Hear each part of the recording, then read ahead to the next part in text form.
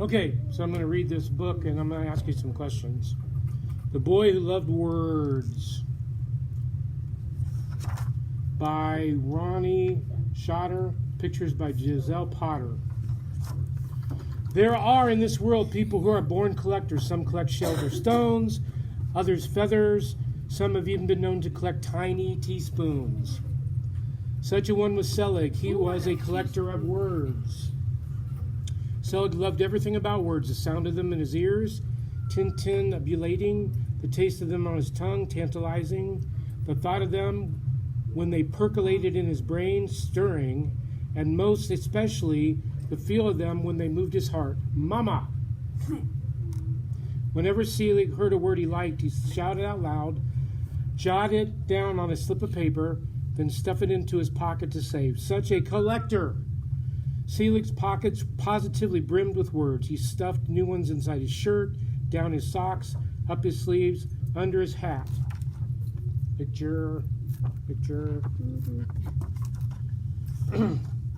While other children busied themselves with bats, nets, and all manners of balls, Selig stayed on the outskirts, always on the periphery, listening and collecting delicious words. You see that? What is this, like a law? It's instead of a 16-minute video. Is that okay?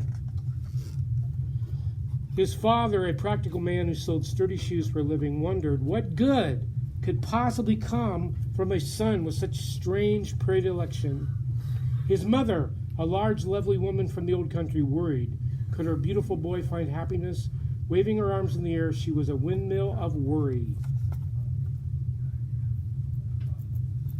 You guys can check this book out, too, if you want to. As time went on, people began calling Selig by a new name, Wordsworth. Hey, Wordsworth, kids would giggle. Here's a word for your collection, oddball. Oddball, Selig repeated. The silly-sounding word should have made him giggle, but instead it made him lonely. So there he is, sitting back here in the back, feeling a little isolated from his peers. One night, Selig had a dream. Alone in front of an unusual emporium, he encountered an oversized amphora. Curious, Selig gave it a tap. Swoosh! Out came a swarthy, swirling man. A djinn! Selig exclaimed. Then, genie, he shouted, enjoying the tang of tasty new words. What you want? The genie asked. A wish! Such strange and savory words, such an offer. At a loss for words, Selig suddenly knew his wish. It was for an answer. Is it true? Am I really an oddball? Oddball? You are a void's voice, a lover of voids. Already you have that people search their whole life for, an enthusiasm, a passion. What you need now is a purpose, a mission. Then without a word of warning, the genie disappeared. Selig awakened from his dream. Lickety-split, he packed a rucksack with a pillow and a blanket, apples, honey, cream soda, and his entire collection of words. He knew exactly what he had to do. Selig took to the road, determined to find his purpose. And there's the genie.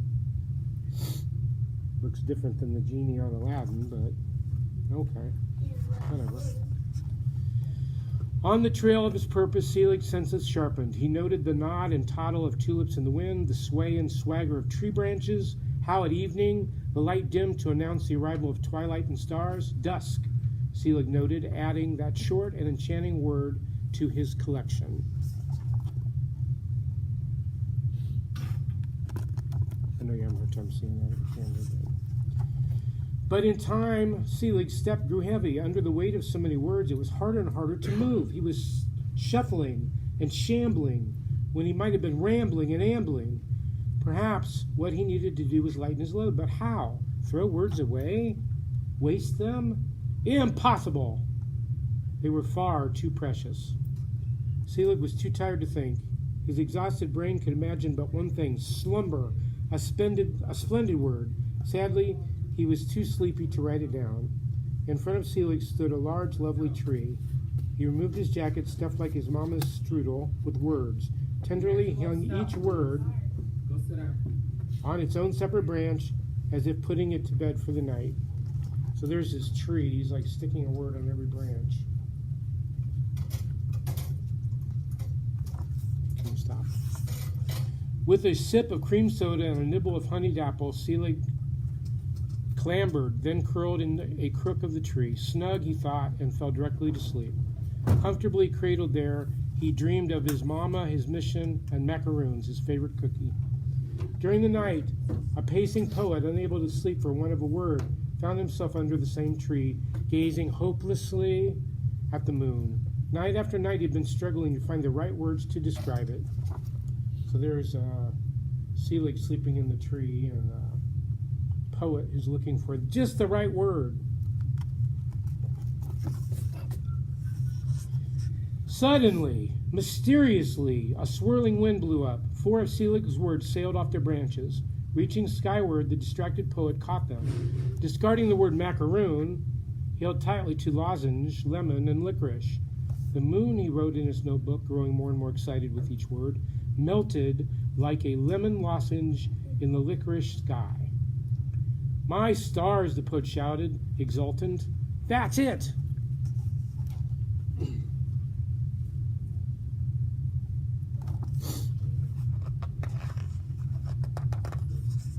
The following morning, Selig awoke to what could only be called a rhapsody of birds and words. The poet was reading his newest poem aloud, a poem chock-a-block with Selig's words.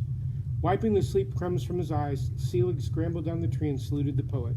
Your poem, he told him, contains some of my favorite words. How beautifully you use them. Why, thank you. For once, the words just seemed to come to me. Upon my word, how lucky I am.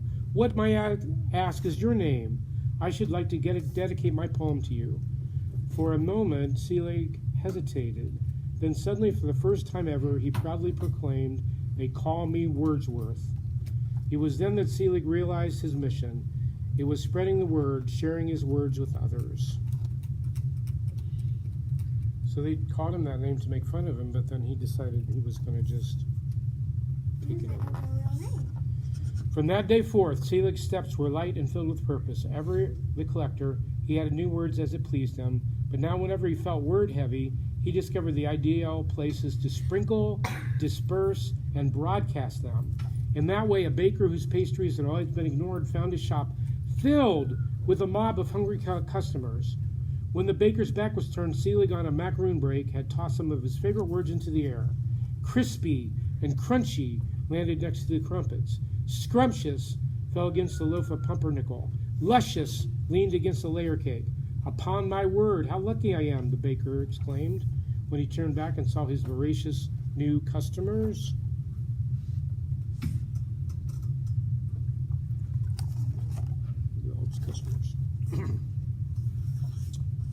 Neighbors realized they were bickering when the words fuss, hubbub, and jibber-jabber rained down on them and stopped their fighting. Selig watched them grow still and gazed kindly upon one another. He cast hush, harmony, and chum in their direction. The power of words. And we talk about that in here sometimes, about you can choose nice words. And so by word of mouth, the legend began. It's Wordsworth, the people would whisper, when suddenly the right word occurred to them. He is near. They would nod knowingly. Upon my word, how lucky we are.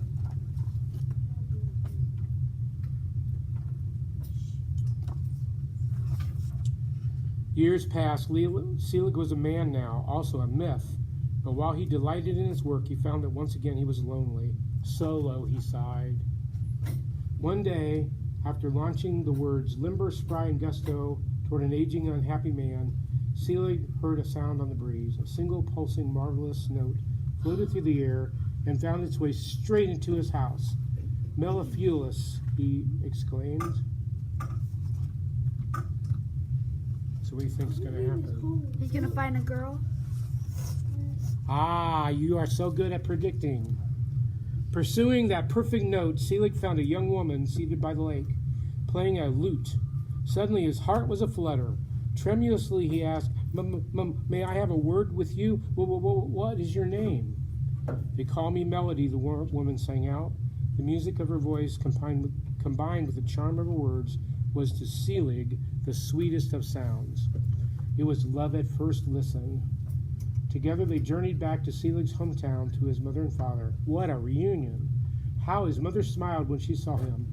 Worried that they looked thin, she cooked Selig's favorite foods: brisket, dumplings, plum crumble, strudel, and of course, macaroons. To comfort their tired feet, Selig's father cobbled the couple his sturdiest shoes. So there's the girl Melody playing her lute. Well, you don't have to like her, Let me see. as long as Selig likes her. The one that's playing the guitar.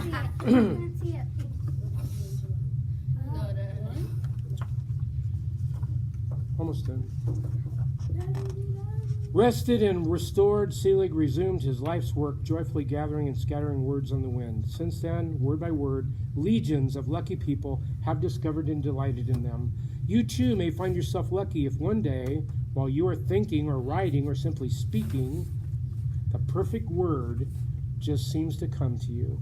If so, you'll know that Selig is near. And on special days, if you feel like humming or suddenly bursting into song, you'll know that Melody is with him. Upon my word, you may say, how lucky I am. And then in the back is all the words you want to look at. In the world? No, all the words that they kind of used in the story. So